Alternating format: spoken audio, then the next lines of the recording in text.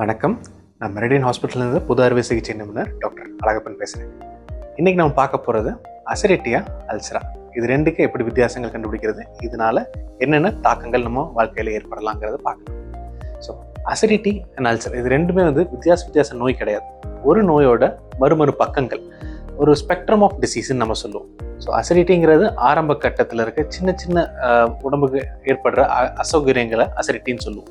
அல்சருங்கிறது அதே அசௌகரியங்கள் கூடி ஒன்று சேர்ந்து வயிற்றில் ஒரு சின்ன அல்சரோ இல்லை சின்ன ஒரு புண்ணோ ஏற்படுத்துறத gastritis or ulcers, stomach ulcers அப்படிங்கிறது நம்ம சொல்லுவாங்க. ஸோ இப்போ யாருக்கெல்லாம் இது வரலாம்னு பார்த்துக்கிட்டிங்கன்னா கணக்கே இல்லைங்க, யாருக்கு வேணாலும் இதுமே அஃபெக்ட் ஆகலாம். எஸ்பெஷலி டைம் ஒழுங்காக சாப்பிடாமல் இருக்கிறவங்க, உடல் பருமன் அதிகமாக இருக்கிறவங்க, இல்லை எண்ணெய் பண்டங்கள் அதிகமாக சாப்பிட்றவங்க, இல்லை கொழுப்பு நிறைந்த உணவுகள் மட்டுமே அதிகமாக சாப்பிட்றவங்க, பல வகைகள் காய்கறி வகைகளை அவாய்ட் பண்ணுறவங்க, இவங்கெல்லாம் are at a very high risk of forming அல்சர்ஸுங்க. ஸோ அசிடிட்டி எப்படி இருக்கும் சிம்டம்ஸ் வரைக்கும் பார்த்துக்கிட்டிங்கன்னா, சாப்பிட்டதுக்கப்புறம் இல்லை சாப்பிட்றதுக்கு கொஞ்சம் நேரத்திலேயே இல்லை போதும், இதுக்கு மேலே நம்மளால் சாப்பிட முடியல அப்படிங்கிற ஒரு ஃபஸ்ட்டு வரது தான் முதல் சிம்டம்ங்க. அடுத்தது பார்த்துக்கிட்டிங்கன்னா, சாப்பிட்டதுக்கப்புறம் நெஞ்சு பகுதியோ இல்லை வயிற்று பகுதியோ உப்புசமாக இருக்கிற மாதிரியோ இல்லை ஒரு ஃபுல்னஸ் ஃபார்ம் ஆகிற மாதிரியோ இருக்குங்க. இதுதான் முதல் சைன்ஸ் ஆஃப் அசிடிட்டிங்க. இதுவே கூட ஆரம்பிச்சதுன்னா சாப்பிட்டதுக்கப்புறம் நெஞ்சு புளியப்பம் மாதிரி வர்றது, வாய்ப்புண் அடிக்கடி வர்றது, அது எதுக்களிப்புகள் வர்றது, இதுங்களையெல்லாம் கேஸ்ட்ரோ ஈசோஃபேஜியல் ரிஃப்ளக்ஸ் டிசீஸ், அதாவது GERD அப்படின்னு சொல்லுவாங்க. இது அடுத்தபடியான நோய். இந்த நோய் தொடர்ந்து வந்துகிட்டே இருக்கிற பட்சத்தில் என்ன ஆகுது பார்த்துக்கிட்டிங்கன்னா, வயிறுக்குள்ளே இருக்க வேண்டிய ஆசிட், அதாவது அமில பொருட்கள் உணவு குழாய்க்குள்ளே பட ஆரம்பிக்கும். இது படுற சமயத்தில் உணவு குழாயில் இருக்கக்கூடிய கோட்டிங் அந்த அளவுக்கு தடிமனானது கிடையாது. அதனால நிறைய புண்கள், நிறைய அல்சர்ஸ் உங்கள் உணவு குழாய் இரைப்பை சேர்ற இடத்துல ஃபார்ம் ஆகும். இதை தான் ரிஃப்ளக்ஸ் டிசீஸ்ன்னு சொல்லுவாங்க. அதுக்கு அடுத்த பட்சமாக நம்ம வயிறுக்குள்ளே இருக்க அதே ஆசிட் தானே டைஜஸ்ட் பண்ண ஆரம்பிக்குங்க. அதாவது உள்ள இருக்க ஸ்டொமக்கோட உள்தோல், மியூகோசான்னு சொல்லக்கூடிய உள்தோலையே டைஜஸ்ட் பண்ண ஆரம்பிக்கும். இப்போ தான் கேஸ்ட்ரிக் அல்சர்ஸ்ன்னு நம்ம சொல்லுவாங்க. ஒரு கட்டத்தில் அல்சர்ஸ் ஆழமாக கீழே இருக்க நரம்பு மண்டங்களை பாதிக்கும் போது உங்களுக்கு வலி, பெயின் அண்ட் சுற்றி இருக்க ஏரியாவோட இரிட்டேஷன்ஸ் வரதுனால உங்களுக்கு வாமிட்டிங், டயரியா அண்ட் அது கூடிய பல நோய்கள் வர்றதுக்கான வாய்ப்புகள் இருக்குதுங்க. ஸோ இதை தான் கேஸ்ட்ரிக் அல்சர்ஸ்ன்னு நம்ம சொல்லுவோம். கால் கட்டத்துல எல்லாம் இந்த அல்சர்ஸ் ஆழமாக அப்போ நம்மளுக்கு வேற வழி இல்லாமல் ஆப்ரேஷன் பண்ணுற நிலைமைக்கு ஈடுபட்டிருக்கோம். இப்போதைக்கு நம்மளால சில லைஃப் ஸ்டைல் சேஞ்ச், சில மெடிகேஷன்ஸ்னால இந்த அளவு கூட போக முடியாமல் அதுக்கு முன்னாடியே நம்மளால தடுத்துட முடியுங்க.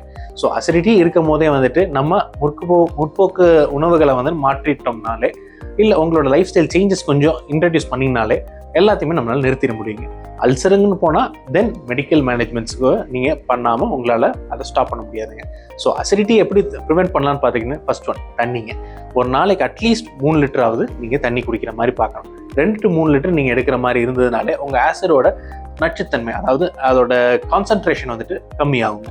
ஸோ டைல்யூட் ஆகும்போது உங்களுக்கு ஆட்டோமேட்டிக்காக அதனால ஏற்படுற தீங்கு விளைவுகள் ரொம்ப கம்மியாகுங்க. Plus time சாப்பிட்றதுங்க.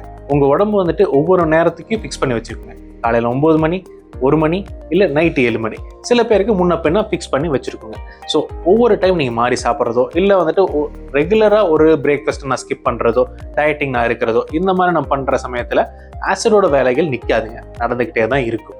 அந்த டைமில் உணவுப் பொருட்கள் இல்லாதனால நம்ம உடலையே அது செரிக்க ஆரம்பிக்குங்க. அப்போ தான் அசிடிட்டிஸ், அல்சர்ஸ் அண்ட் GERD நான் சொன்ன ரிஃப்ளெக்ஸ் டிசீஸ் எல்லாமே வர ஆரம்பிக்குங்க.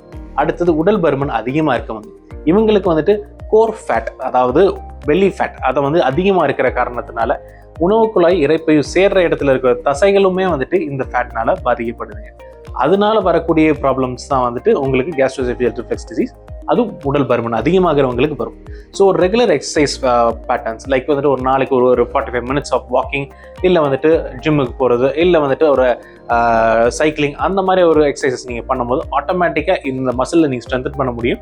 ஆட்டோமேட்டிக்காக அதுக்கான சைட் எஃபெக்ட்ஸையும் அதனால் வரக்கூடிய அசிடிட்டி போன்ற மற்ற சைட் எஃபெக்ட்ஸையும் உங்களால் தாராளமாக ப்ரிவென்ட் பண்ண முடியுங்க. கடைசியாக பார்த்துக்கும் போது நம்ம அல்சருங்கிற நிலைமைக்கு தள்ளப்பட்டுறோம் அப்படின்னா டெஃபினட்டாக ஒரு டாக்டர் பார்க்குற மாதிரி தான் இருக்குங்க.